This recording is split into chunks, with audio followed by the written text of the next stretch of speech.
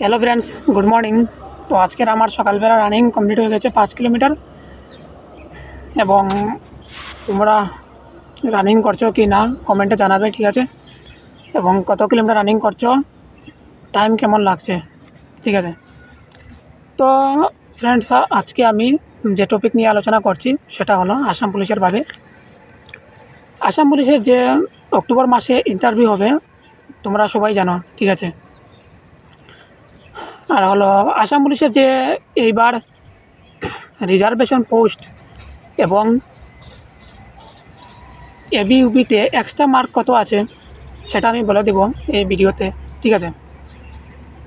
তো ফ্রেন্ডস, আসাম পুলিশের যে রিজার্ভেশন পোস্ট আছে সেটা হলো এবি ইউবিতে, ঠিক আছে? এবি ইউবিতে আমাদের যে এবি ইউবিতে পোস্ট আছে, রিজার্ভেশন পোস্ট আছে 1% আছে এনসিসির ভাবে, ঠিক আছে? 1% এবং বিডিবি, হোমগার্ড, ঠিক আছে, স্পোর্টস পারসন, এই ধরনের পোস্টের জন্য 1% রিজার্ভেশন আছে, ঠিক আছে? এবং ইউবিতে আপনার যে এক্সট্রা মার্ক আছে, এবিতে এক্সট্রা মার্ক কোনো ধরনের এবিতে এক্সট্রা মার্ক পাবেন না।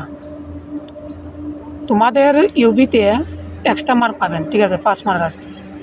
এক্সট্রা মার্ক 5 মার্ক কীভাবে পাওয়া যাবে সেটা হলো এডুকেশন কোয়ালিফিকেশন যে হায়ার সেকেন্ডারি লেভেল, সেটাতে তোমাদের এক্সট্রা মার্ক পাবে 5 মার্ক, ঠিক আছে? আর কোনো এক্সট্রা মার্ক নাই বলতে, আর কোনো এক্সট্রা মার্ক নাই। এইবার কম্পিউটার সার্টিফিকেটে এক্সট্রা মার্ক নাই, ঠিক আছে? এনসিসিতে এক্সট্রা মার্ক নাই। এনসিসি, বিডিপি, হোমগার্ড সবখিনি পোস্ট রিজার্ভেশন, ঠিক আছে? আর এনসিসি যেটা স্পেশাল পোস্ট এসেছিল